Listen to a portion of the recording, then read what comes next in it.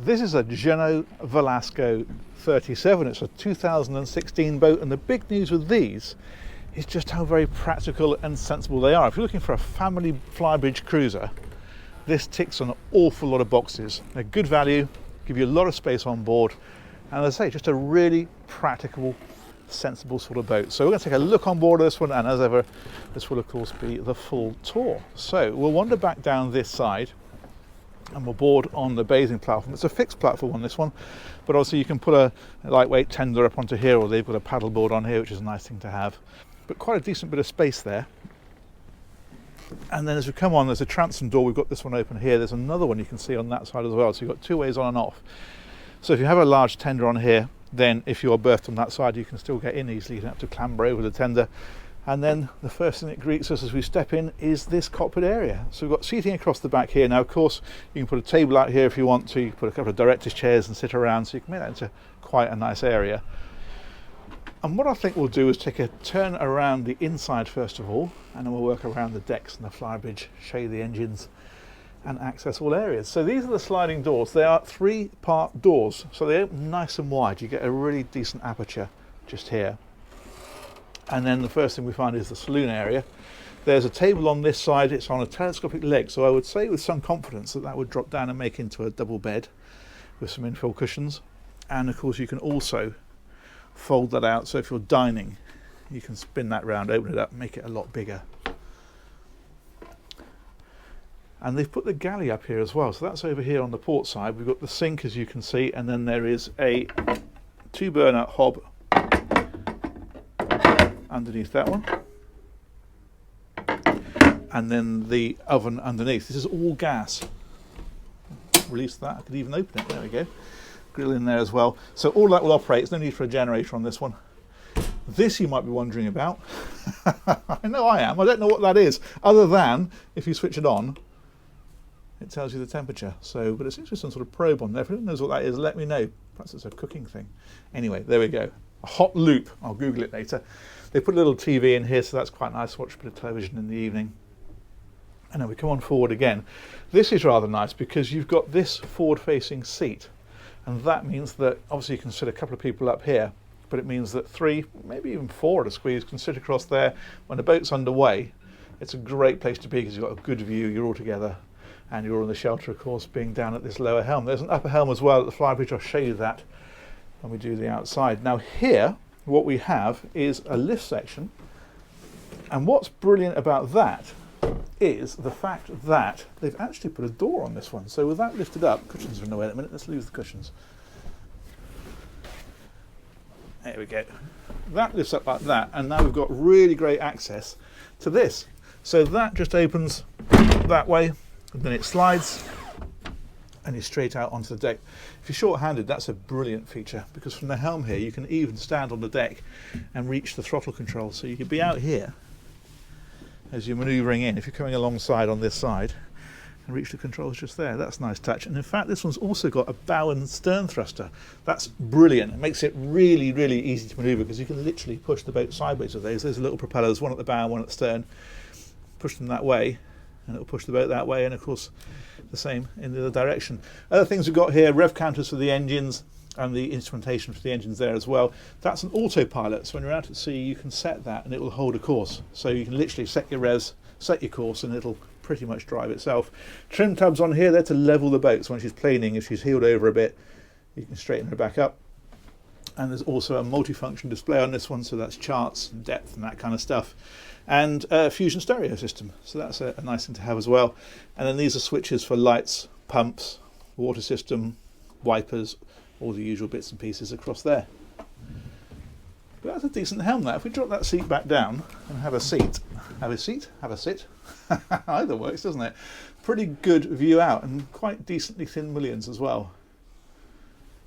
Excellent, nice little grab rail there. As I say, it is really super practical. As you walk around the boat, you can see another one down there, for example.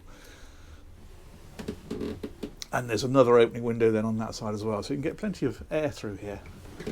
So let's trundle over this way a bit. We will have a quick look down here, because that, I think I'm right in saying, I don't know what that is. Switch it on and see.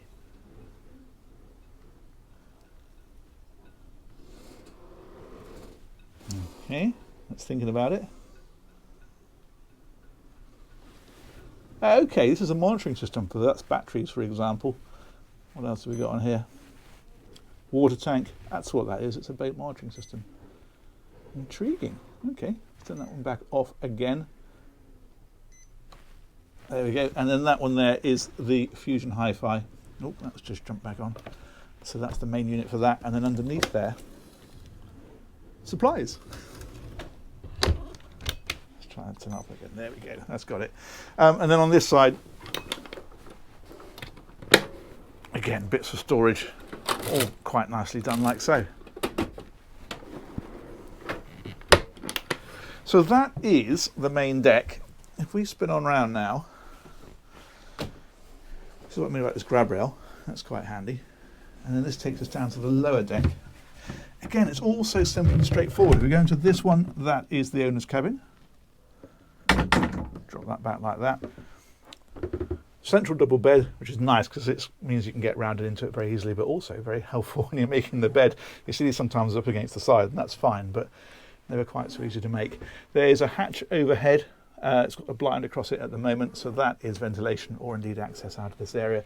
Got some quite nice hull windows in here as well, and then over here, bits of storage. There's a hanging locker there as well. Again, you've got the Fusion, so these all link up together. There we go, Fusion stereo in there. And we come around onto this side then. There's a TV in this one. And that is the infill cushion for that table up in the saloon.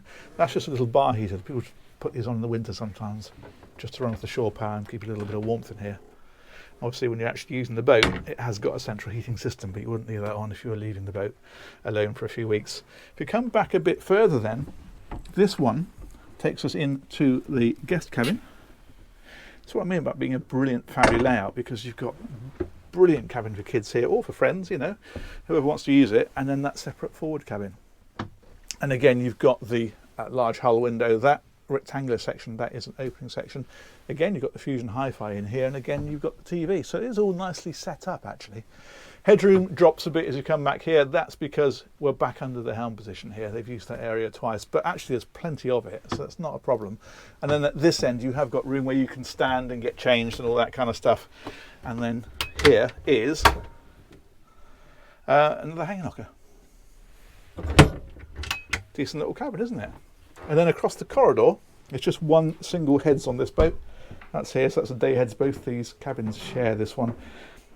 What's nice is that by not trying to cram too much in, they've managed to make this a pretty decent size, including a separate shower area, which you don't always get on this size of boat. So that opens, there we go, like that. There we go, proper separate shower. That's a nice feature because, of course, you can have your shower in there without getting everything wet. There we go, sink there, toilet there, bit of storage under there, and a little mirror to wave in just there.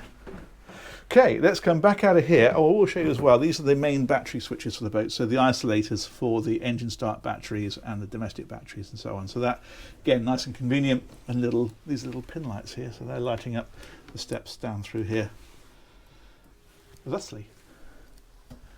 Okay, let's close that one back over.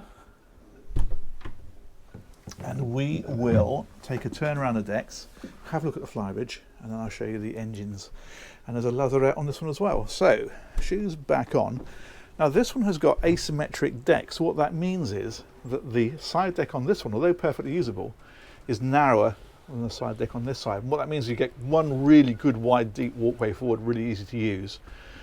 But you don't lose then the width quite so much by putting the same thing down this side, although it's still perfectly usable. I will wander down there and show you. So if we come around onto this side, that's where your shore power plugs into. And then this, you step up. I like the way they brought this rail all the way back here. So literally, before we've even set foot on it, you've got something to hold on to. And again, there's a rail here, there's a rail here. It's all nice, practical thinking. So if we wander up here, this is actually quite a deep walkway. You can see here, it's well bulwarked. And then this is the door that we saw from the helm position. Then there's a step up. This brings us up to the foredeck. This one has got sunbathing cushions on at the minute. They're covered up at the minute, down underneath this fella here. Now we can come right up to the bow. Electric anchor winch, of course, anchor on the front there, and then the anchor chain locker. And from here you can possibly see how this one is a little bit deeper and wider, and this one a bit narrower, but it is still perfectly usable, and I'm going to use it in order to prove it. So we can stroll back down this side. It means, you know, if you're cleaning the boat or you want to come out to put the fenders on, that sort of thing, you've still got good access. But the best access clearly is on the other side. So this comes right back, a couple of steps down, and we're back in the cockpit.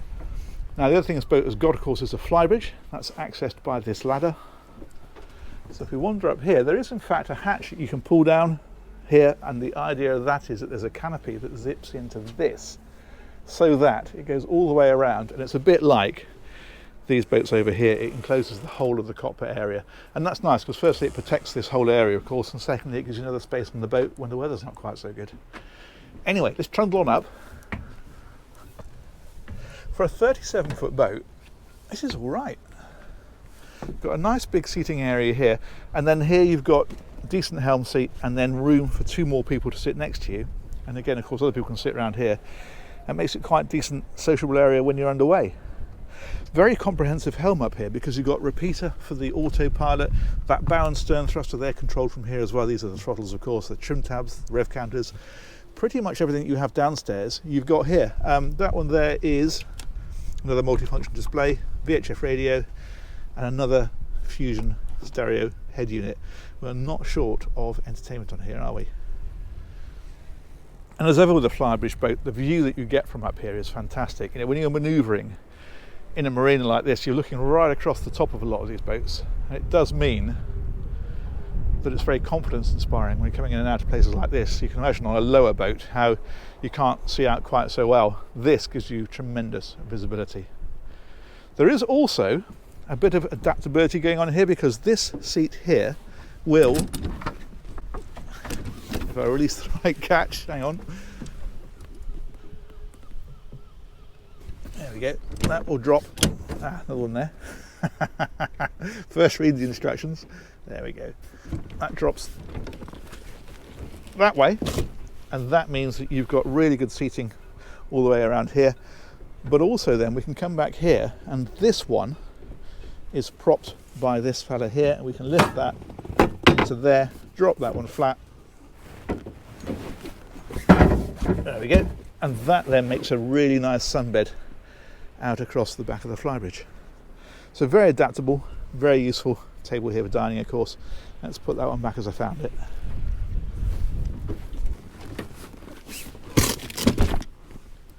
Let's do them back up.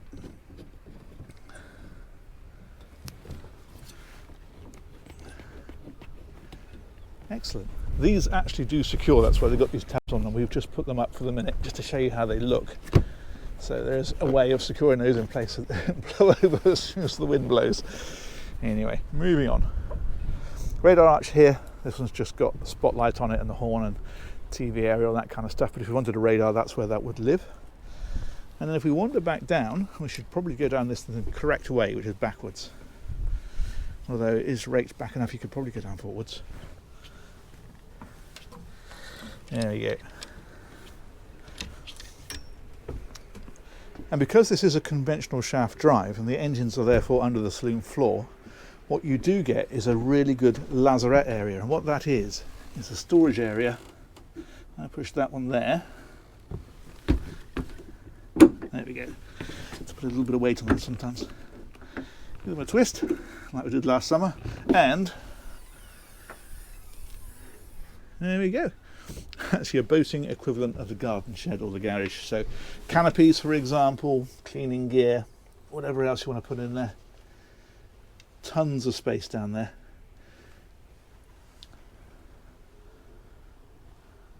And that's raw water strainers for the engines, I think, and the fuel filters down there as well. But yeah, that's very helpful because you can never have too much storage on the boat, that's for sure. Let's drop that one back down and we'll finish up with the engines.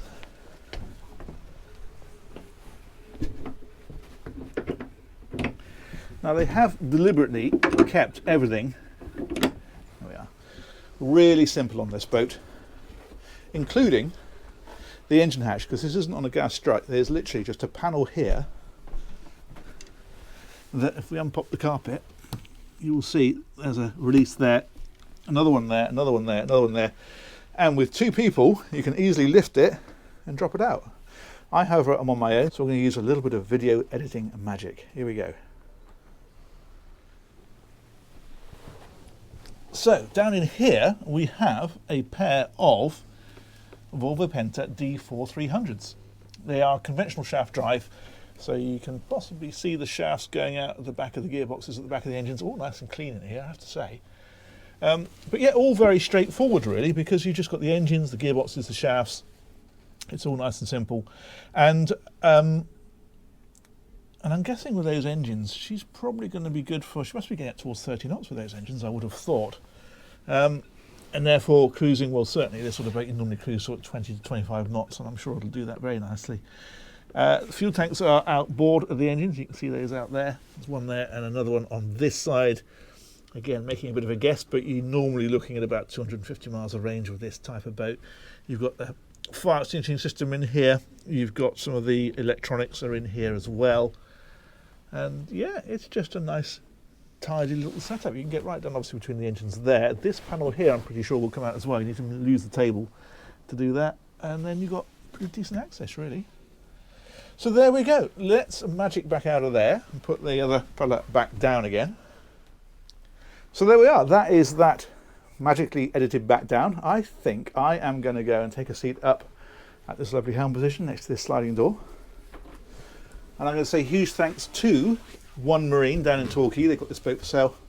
Huge thanks, of course, to you guys for watching. I'm rather taken with this. I think as a practical, nice, everyday family boat, this ticks an awful lot of boxes. As ever, let me know what you think in the comments, and we'll look forward to catching you on another one of these real soon. Take care. Bye-bye.